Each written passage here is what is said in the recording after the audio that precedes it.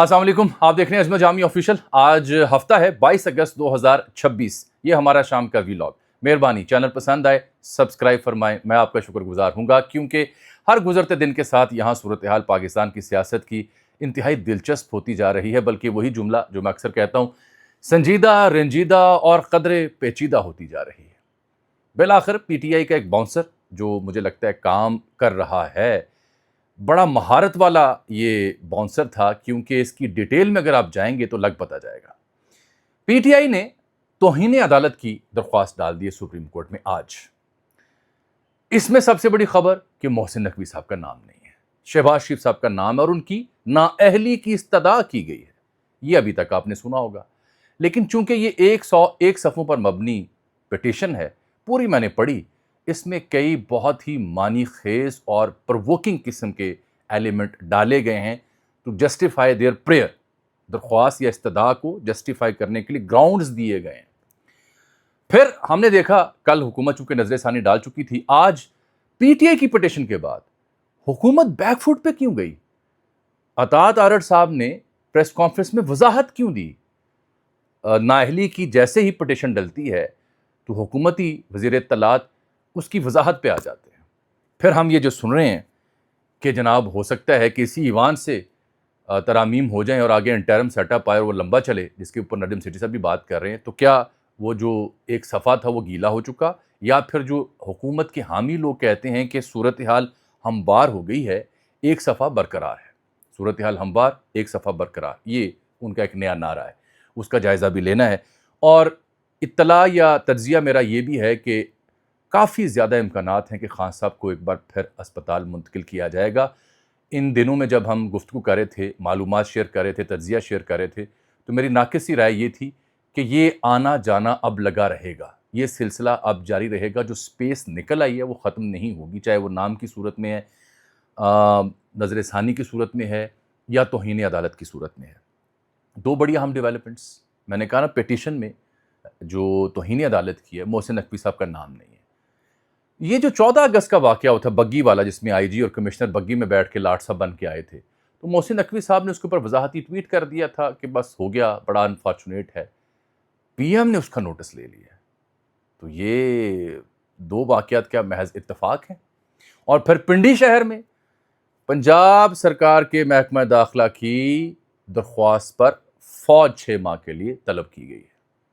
ये भी मानी खेज मामला है, साथ ही जुड़ा हुआ है। कोई मामला आपसे अर्ज़ की थी कि वो पहले वाले दिन से ऑनवर्ड एक दूसरे से मिला के ही पढ़ना पड़ेगा, हटा के नहीं।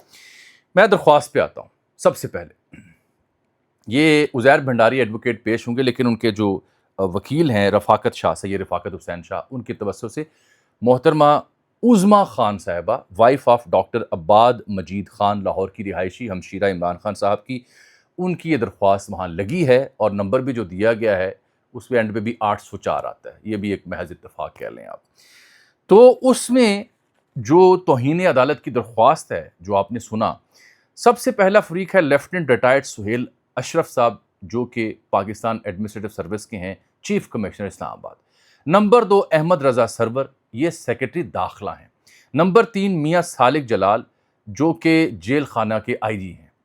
साजिद बेग सुप्रिटेंडेंट अडयाला, गफूर अंजम के बाद आए थे मेरा ख्याल है। मियाँ मोहम्मद शहबाज शरीफ पाकिस्तान के वज़ीर आज़म हुआ करते हैं, 5वें नंबर पर इनका नाम। 6ठे नंबर पर आज़म नज़ीर तारड़, 7वें नंबर पर अता तारड़, जो कि वज़ीर इत्तलात हैं। 101 सफ़हात पर मुश्तमिल ये पिटीशन। दोस्तों ने सिर्फ ये नोट किया कि नकवी साहब का नाम नहीं, लेकिन असल मामले पे मैं रोशनी अभी डालने लगा हूँ, जो आगे डिटेल खुद PTI ने बहैसियत पिटिशनर वहाँ पर डाली है। लेकिन इसके ऊपर शहजाद अकबर साहब ने बाहर बैठ के ट्वीट डाल दिया कि ताज़ा खबर आई है, मोहसिन नकवी साडा पाई है। ये पुराना नारा था पाकिस्तानी सियासत का। तो फवाद चौधरी साहब ने भी तबसरा कर दिया कि पासमान मिल गए काबे को सनम खाने से। ठीक है, बिल्कुल ठीक है, लेकिन वो डिटेल, ये जो दरख्वास्त है, इसके ऊपर उज़ैर भंडारी और पंजोथा साहब कहते हैं कि चूंकि मोहसिन नकवी साहब ने कोई बयानबाजी नहीं की, इसलिए उनका नाम नहीं है। हालांकि ये बड़ी मासूम सी वजाहत है, बहुत मासूम सी। अब प्राइम मिनिस्टर की फिर आपने नाअहली की बात क्यों कर दी उसमें? اس کی وجہ یہ ہے کہ پاکستان تحریک انصاف کی عظمیٰ بخاری صاحبہ کی، عظمیٰ خان صاحبہ معاف کیجیے گا کیونکہ یہ وزیر ہیں یہاں پہ تو نام غلط ہو جاتا ہے ایک سیاسی نام کے ساتھ، عظمیٰ خان صاحبہ جو کہ ہمشیرہ ہیں عمران خان صاحب کی، ان کی اس درخواست میں جو ڈیٹیل ہے، اگر آپ درخواست سوشل میڈیا پہ آئی ہوئی ہے پڑھیے گا، اس میں ان کے وکلاء نے ایک بڑا کمپیٹنٹ کام کیا۔ نتیجہ کیا نکلتا اور بات کیا ایک اور وزیر اعظم کی نااہلی ہوگی؟ سب سے بڑا سوال یہ بن رہا ہے، اس کا حوالہ دیتا ہوں۔ اس میں دا نیوز اخبار کا آرٹیکل لگایا گیا، خبر ممتاز الوی صاحب کی بائی لائن کی، حوالہ دیا گیا سپریم کورٹ کو توہین عدالت میں کہ دیکھیں جناب دا نیوز میں اگلے دن آپ کے فیصلے کے بعد خبر لگی government to implement supreme court order, Tariq Fazal Chaudhry کا بیان انہوں نے نشر کیا اور اس کے وہ اتار کے تراشا پٹیشن میں ڈالا ہے۔ نمبر 2 پاکستان ٹوڈے کی خبر ڈالی، رانا ثناء اللہ کا بیان۔ نمبر 3 ہم ٹی وی کا بیان لگایا جہاں پہ اعظم نذیر تارڑ کہہ رہے ہیں کہ قیدی کو جیل سے باہر صرف سرکاری اسپتال منتقل کیا جا سکتا ہے، ثابت کریں کہ توہین عدالت ہے، آپ نے شفا کہا تھا، اور پہلے وزراء کہہ رہے ہیں کہ ہم عمل کریں گے، پھر عمل نہیں کیا، یہ توہین عدالت ہے۔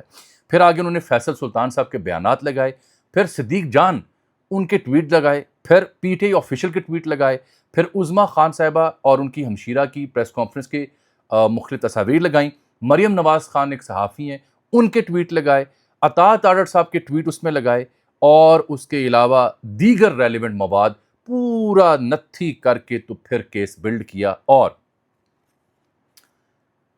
کہا کہ جب یوسف رضا گیلانی صاحب کو افتخار محمد چودھری نے وہ سوئس معاملے میں خط نہ لکھنے کے اوپر نااہل کیا تھا سپریم کورٹ آف پاکستان نے، تو وہاں ایک جملہ لکھا تھا the book stops at prime minister office, کیونکہ وہ ذمہ دار ہیں، ایگزیکٹو ہے نا جی، تو وہاں پہ وہ جملہ کوٹ کیا اس پٹیشنر میں تحریک انصاف نے، یہ تمام شواہد سامنے رکھ کے نتھی کر کے درخواست میں، اور کہا جناب اس کیس کے بعد معلوم ہوتا ہے کہ یہ کیس بھی اس جیسا ہی ہے، لہٰذا ہم استدعا کرتے ہیں وزیر اعظم کو نااہل کیا جائے۔ تو یہ ہے سب سے بڑی ڈیولپمنٹ۔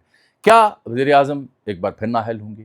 پاکستان کی تاریخ آپ کے سامنے، نااہلی کے جب معاملات چلتے ہیں تو کچھ نہ کچھ اس سے برآمد ہوتا ہے۔ گو کہ شہباز شریف صاحب اور موجودہ نظام ٹچ بٹنوں کی جوڑی ہے اور بڑے کمفرٹیبل ہیں، لیکن جو آثار بتا رہے ہیں، حالات و واقعات بتا رہے ہیں، جو سینئر لوگ گفتگو کر رہے ہیں، جو اسلام آباد، لاہور، کراچی، مختلف جگہوں میں نجی محافل میں گفتگو ہو رہی ہے، وہ گفتگو یہ بتاتی ہے کہ آغاز ایسا ہی کچھ ہوتا ہے، فوری طور پر تو کچھ نہیں ہوگا، البتہ یہ آغاز ہو جاتا ہے، ایک اینٹ نکلی پھر دوسری، اور اس آغاز کے دوران جو ایک صفحے والے ہوتے ہیں وہ تاثر یہی دیتے ہیں کہ ہم تو کچھ نہیں کروا رہے، اور ایسا ہوتا بھی ہے۔ تو اطلاع یہ ہے کہ شاید قانون سازی اسی پارلیمان سے کروانے کے بعد نیا سیٹ اپ آئے جو نجم سیٹھی صاحب کا بھی تھیسز ہے، اور وہ پھر انٹرم سیٹ اپ لمبا ہو جائے اور الیکشن لیٹ ہو جائیں، اطلاع ان کی یہ بھی ہے۔ پھر اصل معاملہ یہ ہے کہ اس پیش رفت کے بعد اب خان صاحب کے شفا انٹرنیشنل ہاسپٹل یا کسی اور جگہ منتقلی کے امکانات دوبارہ بڑھ گئے ہیں، اور یہ آنیاں جانیاں لگی رہیں گی، یہ معاملہ آگے چلتا رہے گا۔ پی ٹی آئی نے محسن نقوی صاحب کا نام کیوں نہیں ڈالا؟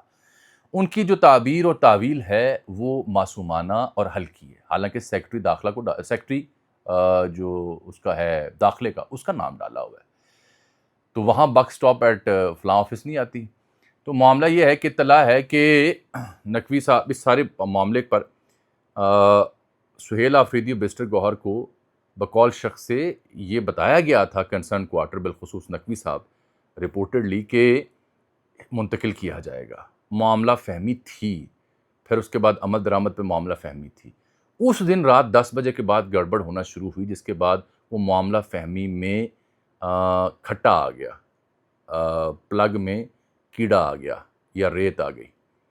اس کے بعد میری اطلاع یہ ہے کہ دوبارہ پی ٹی آئی کے ان ذمہ داروں کی ان شخصیات سے ہیلو ہائی ہوئی اور دوبارہ اس کو ایڈجسٹ کرنے کی کوشش کی جا رہی ہے، جس کی بنیاد پہ میں کہہ رہا ہوں کہ خان صاحب کی دوبارہ واپسی ہو سکتی ہے۔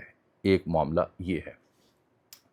دوسرا، مجھے بیچ میں چونکہ فون آ رہا تھا اسے کاٹا میں نے، دوسری صورتحال اس سے جو جڑی ہوئی ہے وہ نجم سیٹھی صاحب نے یہ بھی دعویٰ کر دیا ہے کہ نقوی صاحب کسی بھی وقت عہدہ ایک آدھا چھوڑ سکتے ہیں کسی نہ کسی سٹیج پر، وہ اتنا بوجھ نہیں لے سکتے۔ یہ بھی اس بات کی علامت ہوگی جو تھیسز ہم پیش کر رہے ہیں کہ معاملات جا کہاں رہے ہیں۔ ادروائز اگر سب اچھا ہے اور سیمنٹ پلستر تگڑا ہے تو پھر عہدے نہیں چھوڑے جاتے۔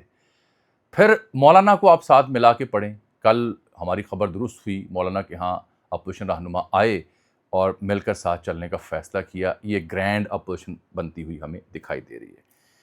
اب ایک نقطہ میں آپ سے ضرور بیان کروں گا. اطاعت آرڈر کی وضاحت تو آ گئی سامنے. اطاعت آرڈر صاحب کی وضاحت یہ ہے کہ جی ٹویٹس کو وہ اپنے جسٹیفائی کر رہے ہیں. انہوں نے کہا کس طرح ہم نے توہین عدالت کی، ہم نے تو اس کے اوپر حکم کے اوپر منوان عمل کیا. اور یہ کہا کہ ان کی ہمشیرہ جب علاج یا چیک اپ ہو رہا تھا خان صاحب کا، ان کے ساتھ تھیں. کورٹ آرڈر میں لکھا ہے کہ فیصل سلطان اور ہمشیرہ ساتھ ہوں گی، عظمیٰ خان. تو فیصل سلطان کیوں نہ ساتھ لے گئے؟ ایک پھر کہتے ہیں جی شفا کے باہر پی ٹی آئی کے لوگ کارکنان جمع ہو گئے تھے، وہ تو خاردار تارے لگا کے سب کلیئر کروا دیا گیا تھا. رستے میں کچھ ٹولیاں تھیں تو وہ تو زیادہ مسئلہ نہیں تھا، تو وہ کیسے آپ ثابت کریں گے؟ اس کا پی ٹی آئی نے پٹیشن میں جواب دیا ہوا ہے. تیسری بات سب سے اہم یہ ہے سارے منظرنامے کو سمجھنے کے لیے کہ حکومت وضاحت پر کیوں مجبور ہو رہی ہے.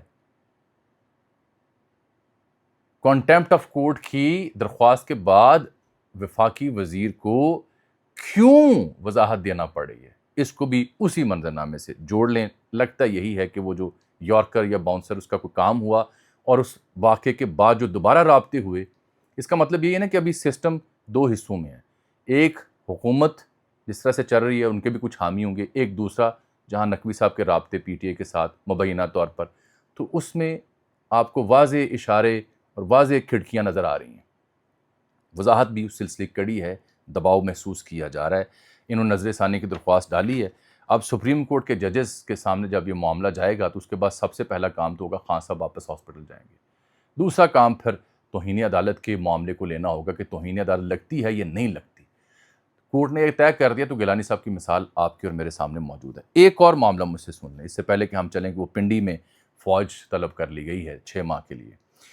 وہ معاملہ یہ ہے کہ آپ نے دیکھا ہوگا جب 14 اگست کی شاندار ایونٹ ہوا تھا یادگار فتح، تو وہاں ایک ویڈیو آئی تھی جو تمام سوشل میڈیا پر زیر بحث رہی. عوام نے خوب دل کی بھڑاس نکالی کہ جو ہمارے آئی جی ہیں اسلام آباد کے اور چیف کمشنر ہیں، وہ موصوف وہ جو بگی ہوتی ہے چیف گیسٹ کے لیے، روایتی بہت بڑا وقار ہوتا ہے، اس میں بیٹھ کے آ رہے ہیں. اور عوام نے بہت کتھارسس کیا، بہت برا بلا کہا، پسند نہیں آیا. تو اس واقعے کے اوپر ایک ٹویٹ آیا تو محسن نقوی صاحب نے اس کا جواب دے کے اس کی وضاحت کی. محسن صاحب نے یہ کہا وہاں پہ کہ وہ جو ہوا یہ بڑا غیر مناسب تھا. آئی جی اور چیف کمشنر کی غلطی ہے، ان کی غلطی نہیں ہے. چیف گیسٹ لیٹ تھے اور عوام انتظار کر رہے تھے، تو چیف گیسٹ کی تاخیر کی وجہ سے ہمیں ایونٹ جلد شروع کرنا پڑ گیا، تو اس لیے بگی استعمال ہو گئی جو کہ ان اوائڈیبل سرکمسٹانسز تھے. تو ایسا نہیں ہونا چاہیے تھا اور یہ ایک مناسب عمل نہیں تھا. ان کی غلطی البتہ نہیں ہے. انہوں نے اس معاملے کو ڈیفیوز کر دیا. وہ بات آئی گئی ہوگی. آج دی تاریخ پاکستان کے وزیر اعظم نوٹس لے رہے ہیں اس واقعے کا جو کہ جڑا ہوا ہے محسن نقوی صاحب سے، اور سیدہ شفق ہاشمی ہیں جوائنٹ سیکرٹری ڈسپلن کی، ان کے دستخطوں سے نوٹس جاری ہوا ہے جس میں پرائم منسٹر صاحب فرماتے ہیں the prime minister has taken a very serious view of the incident ceremonial جو ہارس ڈرون بگی والا ہے، attracting widespread public criticism, express disappointment and displeasure. وزیر اعظم نے ڈسپوائنٹمنٹ کا اظہار کیا اور ڈسپلیئر کا اظہار کیا، اور پھر کہا کہ you are advised to be careful in performance of your duties and ensure that such conduct should not occur, کہ دوبارہ یہ واقعہ نہ ہو. جب نقوی صاحب نے اس کی وضاحت دے دی اور کئی دن گزر گئے تو یہ آج کی تاریخ میں آپ کو نوٹس لینے کی کیا ضرورت پیش آئی؟ ہے نا سوال. جیسے میں کہہ رہا ہوں تارڑ صاحب کو وضاحت کی کیوں ضرورت پیش آ رہی ہے نا سوال. جیسے میں کہہ رہا ہوں کہ پی ٹی آئی نے نقوی صاحب کا نام کیوں نہیں ڈالا پٹیشن میں، ہے نا سوال. تو 3-4 سوال جب آپ اکٹھے کرتے ہیں جو کہ سامنے کی باتیں ہیں، تو پھر بھی اگر کوئی ہلکی پھلکی منظرنامے کی سمجھ آپ کو نہ آئے اور آپ مجھے کہیں کہ جامی صاحب آپ کھل کے بات نہیں کرتے، تو میں اور کی بیان کراں بھائی جان تہاڈی خدمت. ایک اور منظرنامہ لے لیں. وہ منظرنامہ یہ ہے کہ جو آرٹیکل 245 ہے میرا خیال ہے، اس کے تحت 6 ماہ کے لیے فوج تعینات کرنے کی منظوری دے دی ہے سرکار نے. 3 کمپنیاں فوج کی رہیں گی. پنجاب حکومت نے امن و امان کے پیش نظر یہ مدد طلب کی ہے. 6 ماہ کے لیے فوج کی جو طلبی ہوئی یہ راول پنڈی شہر کے لیے ہوئی ہے، اور 3 کمپنیاں فوج کی وہاں رہیں گی. پنجاب حکومت میں بتا رہا ہوں اس نے یہ مدد مانگی تھی ان کے محکمہ داخلہ نے، اور راولپنڈی میں یعنی فوج تعینات رہے گی۔ تو یہ پنجاب سرکار کا محکمہ داخلہ مدد مانگ رہا ہے، کس وجہ سے؟ کیا 27 ستمبر کے مارچ کی وجہ سے یا کسی اور وجہ سے؟ وجہ جو بھی ہے اس کو بھی اس ساری صورتحال کے ساتھ آپ ملا کر پڑھیں تو آپ کو صورتحال اور زیادہ واضح ہو جائے گی۔ سٹیپ بائی سٹیپ چیزیں دلچسپ طریقے سے آگے بڑھ رہی ہیں اور بڑھتی ہوئی دکھائی دے رہی ہیں۔ ہر آنے والا دن اس سرکار کے لیے کسی نہ کسی نئی مشکل کا سامان لیے ہوئے ہے اور ہر وضاحت الٹی پڑ رہی ہے۔ فی الحال اسی کے ساتھ کہ یہ آنی جانی خان صاحب کی اور عدالت کی رونقیں بحال ہو رہی ہیں، مجھے اجازت دیجیے۔ اللہ حافظ۔